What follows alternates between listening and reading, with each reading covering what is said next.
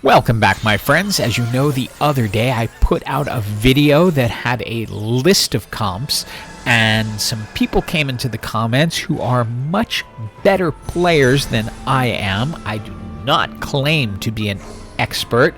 I just kind of fiddle my way around and find out what works, but they let me know that I missed a build.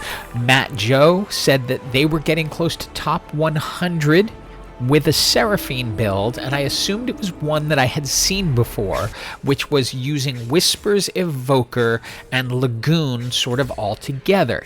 Now, I had seen the build, gone up against it, and defeated it with some of the builds that I had, so I didn't include it because I didn't think it was particularly that viable.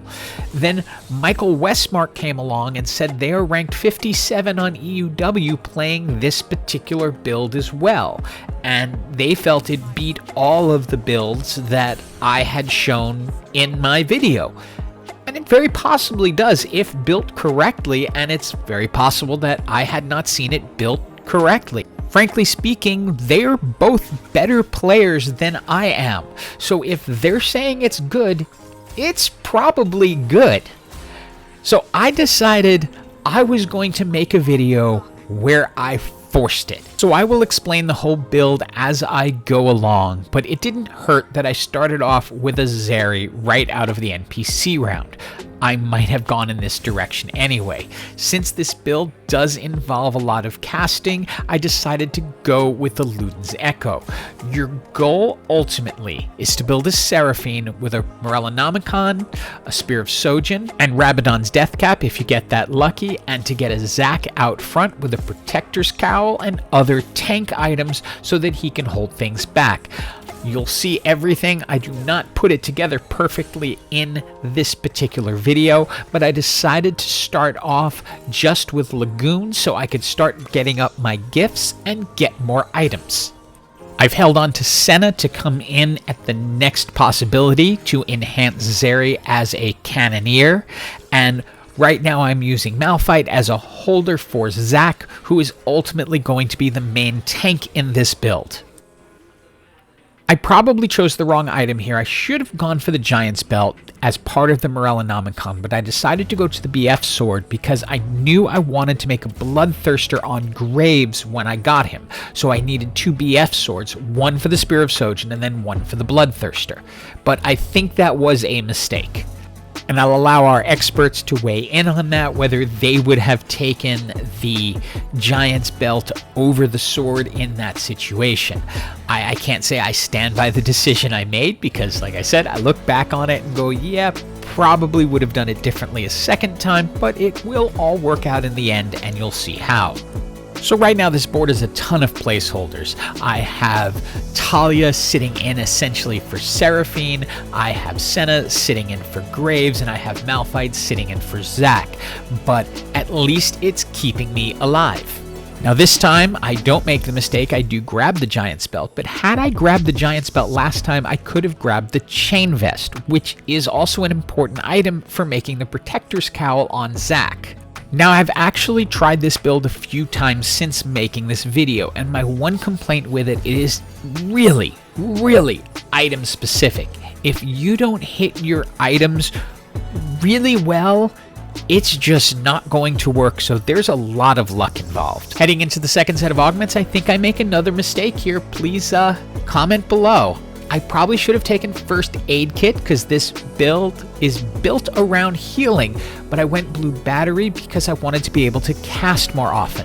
Since Talia is my stand-in for Seraphine, I'm going to go ahead and put the Spear of Sojin on her. Another key to this build is bringing in the Crazy Plant Lady to trigger Evoker. I've gone ahead and made the Zeke's Herald. Again, I think I jumped on this a little early and then put the Gargoyle Stoneplate onto Zac so that he could be tankier. I probably should have waited. Now I have a Seraphine, I'm going to bring her in and give her the Spear of Sojin.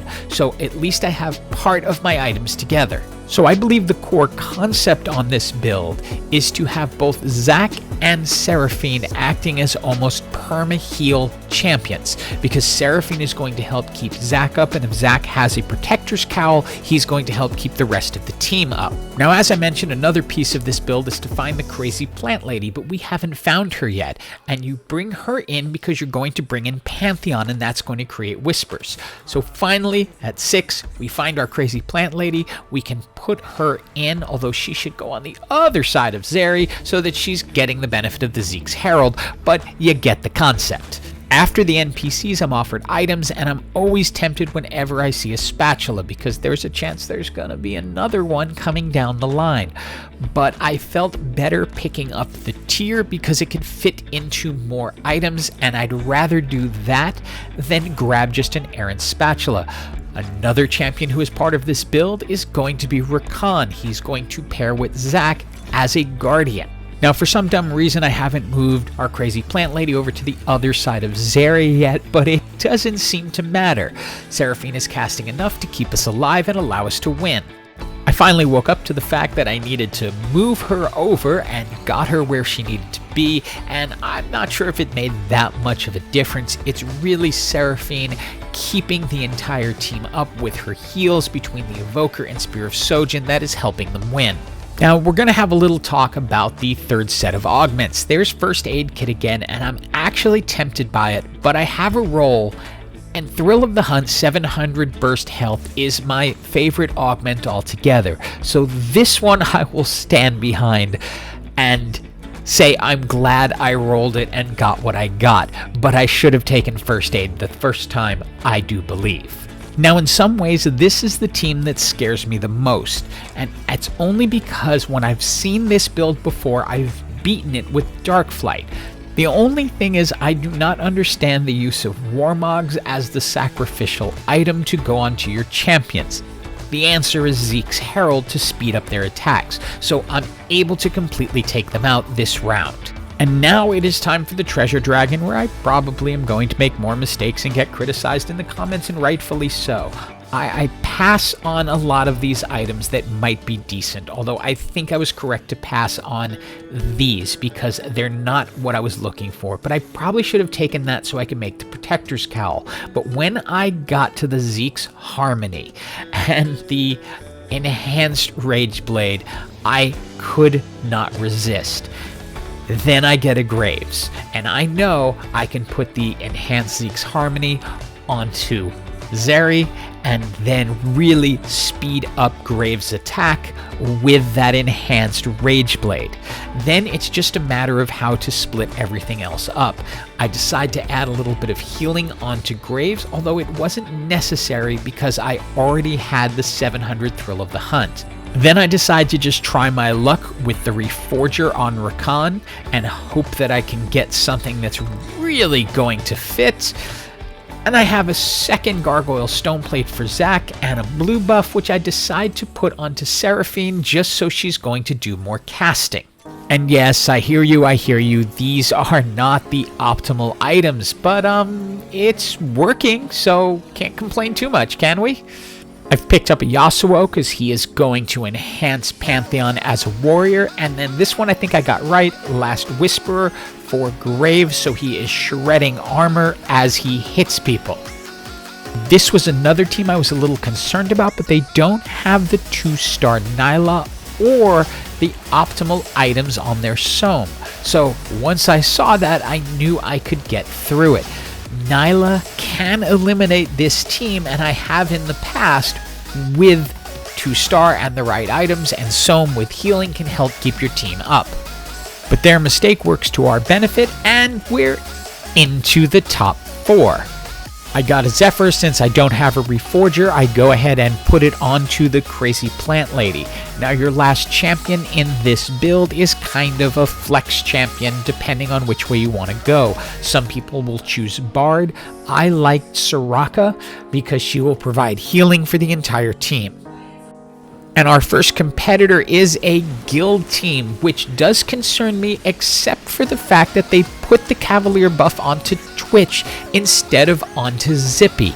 I don't quite understand that because it would have been fantastic on Zippy, but even with that, this guild team is able to take us down. Maybe this is because we don't have the right items, or we haven't 2-starred the graves yet. The final NPC had a Shroud of Stillness, and then I get offered an Ionic Spark. I decide to grab the Ionic Spark and put it onto Zac, which I believe is the right move. I then decide to take the Shroud of Stillness, and along with that Zephyr, reforge it and hope I can get something better. Jeweled Gauntlet's not terrible. I can go ahead and put that onto the Crazy Plant Lady, and then I was torn. The Dragon's Claw onto either Rakan or Pantheon. They both have similar properties in that they reduce the incoming damage. I decided to do Pantheon so he can be up longer and shrinking the resistance of the champions he's facing. Now this Darkflight team scares the heck out of me. They have the Zeke's Herald all set up and a Cavalier buff on their Swain. Maybe they watched my last video, but that's going to make that Swain incredibly tanky and well sped up. It allows them to get into my backline and just do a ton of damage, ultimately taking me out, and I'm pretty sure at this point my first attempt at this build is going to go down in flames. Luckily, I do have a 2-star Soraka, so she's going to heal me up to 7, so I'm not in danger of completely going out this round. Since I'm right back against the exact same Darkflight team that just took me out, and nothing's really changed for me except for the 2-star Soraka, I don't think I'm in a good position to win. I need that 2-star Graves, and he's sitting down there on my bench waiting to come in after this round, and I'm hoping that's going to make the difference. Now, one little side benefit of this build is it is also running Lagoon, so I'm getting Lagoon gifts, and I managed to get the Rapid Fire Cannon as well. That's going straight onto our Yasuo, as that's a fantastic item for him. I also just need one more of him to get him up to 2 stars. It's not going to happen this round because I'm also just 1 Seraphine away, so it's a matter of holding on and hoping that with 1 health I can get through this next person. This is our guild champion, who does manage now to have a 3-star Nunu with double Warmogs, but now we have our 2-star Graves, and if you are watching him, you can see him just tearing things apart. I do think that Cavalier buff on a Zippy would have made a huge difference, but it's not enough to keep Twitch up and allows us to take him out, with Graves destroying the damage charts. It is now us against the Darkflight team that I have not been able to beat. That Cavalier Swain is just way too strong, but a 2-star Graves does really make a huge difference. With the last Whisper and the Rage Blade, he's attacking fast, furious, and shredding armor. I rolled like crazy to see if I could finish this out and managed to find the 2-star Yasuo. I'm willing to sacrifice the Seraphine for that, and we go into this round. It could end here, but I'm definitely not going to lose because Soraka can heal me up to 7, and that could take us into round 10, which is essentially a winner-take-all. This team is incredibly strong, although they only have a 1-star Graves that's not being enhanced, which is allowing our 2-star Graves to really get in there and do a ton of damage. Ultimately, though, he does go down, but it's not quite enough. Our Yasuo comes in, takes over, flips everyone up, and manages to finish it off. For GG for everyone. Hope you enjoyed this video and my first attempt at this build. Please comment on what I did wrong, and hope everyone has an absolutely awesome day.